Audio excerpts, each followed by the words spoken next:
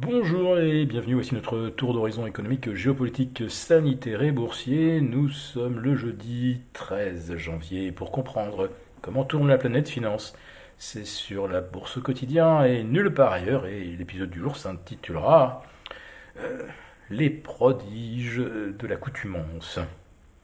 Oui, les marchés démontrent qu'ils sont bien capables de s'adapter à tout. Après avoir vu l'inflation atteindre les 7%, mais rester en deçà des anticipations, qui tournaient autour de 7,10 à 7,2, c'était donc une bonne nouvelle. Voilà qu'aujourd'hui, les prix à la production aux États-Unis s'assagissent au mois de décembre, en tout cas, s'assagissent uniquement si on regarde les données brutes, parce qu'en données core, c'est-à-dire hors alimentation et énergie, ça continue de se dégrader. Mais voilà, on privilégie évidemment le chiffre qui arrange le narratif haussier des marchés. Et donc, aujourd'hui, on va mettre l'accent une nouvelle fois sur la donnée brute, avec une progression de plus 9,7%, là où on redoutait d'atteindre ou dépasser les 10%, donc c'est moins pire que prévu. Et même si c'est pire que prévu, bah alors là c'est très simple, bah on n'en parle pas. Donc les prix hors alimentation et énergie ont progressé, eux, de plus 8,3% sur un an, après une augmentation de 0,4% au mois de décembre, on attendait plus 0,2%. Oui, on privilégie toujours le chiffre qui alimente le narratif. Et voilà, quand je vous parle des prodiges de l'accoutumance, c'est surtout l'accoutumance aux petits mensonges qui vont bien. Je dirais que c'est un petit peu le reflet de l'époque. Beaucoup de décisions, beaucoup de stratégies sont basées sur des petits, moyens ou très gros mensonges. Alors aux États-Unis, maintenant, on se demande si la Fed a bien l'intention de s'attaquer à l'inflation avec la vigueur qu'elle semblait vouloir mettre dans ces dernières minutes. Jérôme Powell s'est en fait montré déjà beaucoup plus modéré lors de son audition devant le Sénat, qui devrait entériner sa reconduction à la tête de la Fed. Oui, d'un seul coup, il n'est plus question de réduire agressivement le bilan de la Fed. Il va atteindre presque 9 000 milliards fin mars. Alors il y en a qui disent que ça pourrait commencer tout de suite, le dégonflement. D'autres qui pensent que la Fed attendra au moins le mois de juillet et une première hausse de taux pour commencer à dégonfler son bilan. Alors, quelle est l'intention de le faire et qu'elle l'annonce?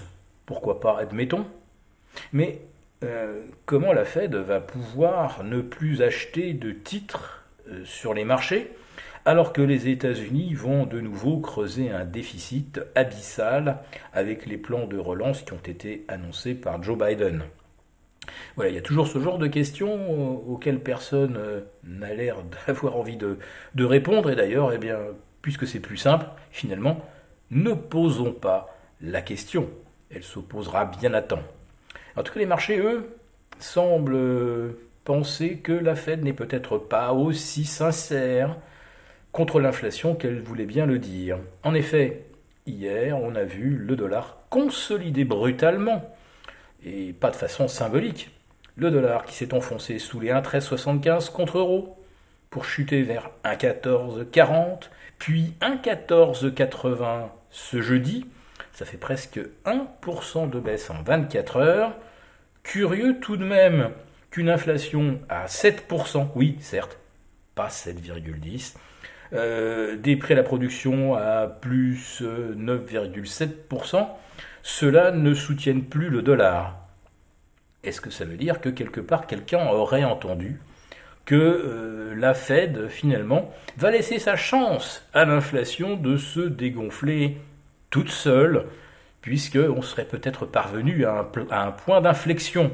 Donc pas la peine de paniquer les marchés, pas la peine de forcer le destin. si l'inflation d'elle-même devait se réduire en direction des 5, pourquoi pas, à l'horizon second semestre 2022, donc ce qui fournirait effectivement une très bonne excuse pour ne pas bouger. Alors, ce qui est assez curieux, c'est que le mouvement sur le marché des changes a été quand même très brutal, je le répète, moins 1% en l'espace de 24 heures, et sur l'obligataire, il ne se passe pas grand-chose, voire presque rien.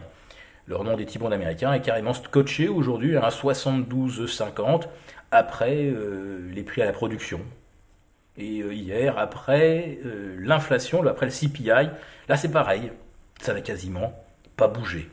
Comme si on savait déjà, en quelque sorte, qu'on allait geler les scores. Et donc finalement, eh bien, la volatilité, elle s'est échappée du côté des changes.